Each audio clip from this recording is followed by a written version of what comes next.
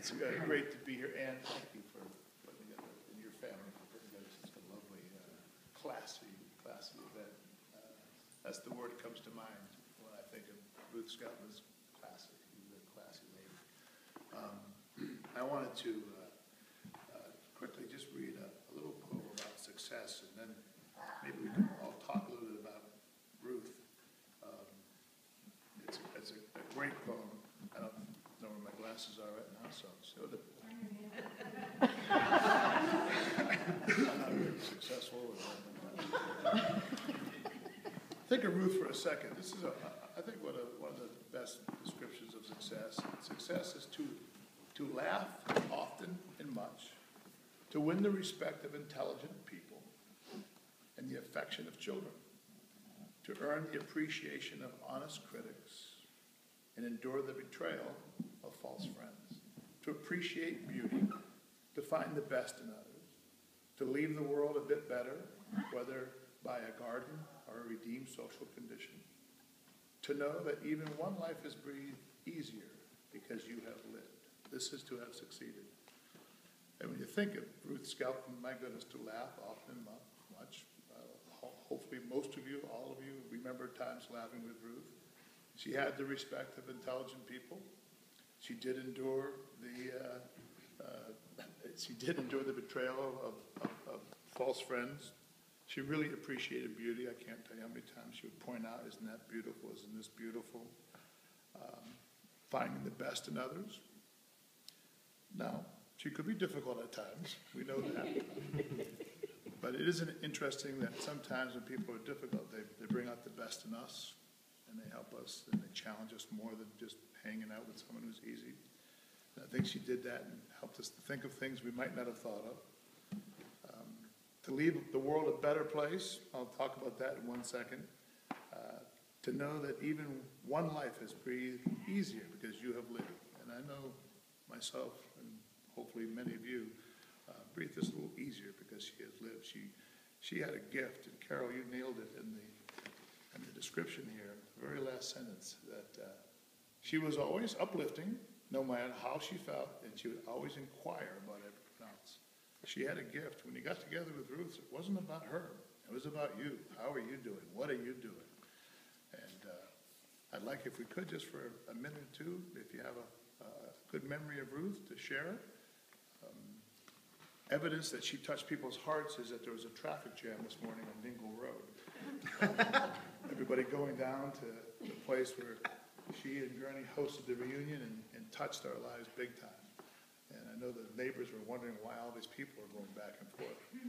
And I think we're all trying to capture a memory, a fond memory of being there with the ultimate hostess and host. We're saying goodbye to a generation, and some of us, our family. And I'd love to know if anyone has anything to say. That would be Carol. Great. Thank you, Carol. I'm just going to read a little bit from the obituary that has the information. As I say, it was her journey from Glenmere to Glenwood. She was born on Glenmere Farm in Wilmington, Massachusetts, and she ended up at Glenwood Farm in Worthington. She had fond memories of the farm and remembered balancing on telephone poles, just like her grandfather would practice for his high wire act while employed for P.T. Barnum. His stage name was Seon, noise spelled backwards. Her great-great-grandmother was Cherokee and remembers her mother having a pouch with herbs for healing all sorts of ailments. She was proud of her Cherokee heritage and would tell us that we were descendants of Cherokee princes. She told us many stories of her growing up during the Depression and Prohibition. During the Prohibition, one of her uncles brought all of his liquor to be stored in the basement of her father's home. And after a while, her mother said, "That's it, it has to go out." So they buried it on Glenmere Farm and never to be found again. She went to school to be a dental hygienist, and when jobs were scarce, she, along with her boss, decided to enlist in the Navy. So they both went down to the enlistment office. Well, she passed the physical and her boss did not. So she was off to San Diego, where she served in World War II. for, I believe, 2 years. And while she was in San Diego, she told me many times that she could hear the battleships off the coast and that it was closer than anyone really knew. And when she returned home from the Navy, she met Gurney Skelton and was married for 50 years. She loved Glenwood Farm in Worthington, where they would spend summers. And every summer they hosted the Skelton family reunion, which included members of the Wiley family and the McKinney family that kept growing with all the children. During their winter, they would go to Treasure Island in Florida, where she was active in her church and volunteered at the thrift shop. She also volunteered at Bay Pines Veterans Hospital and enjoyed spending time with the veterans. Some of my memories, I'll just be quick. I have memories of us going every weekend to the farm when I was young, and that she would make the best cocoa in the morning, and we would just love that.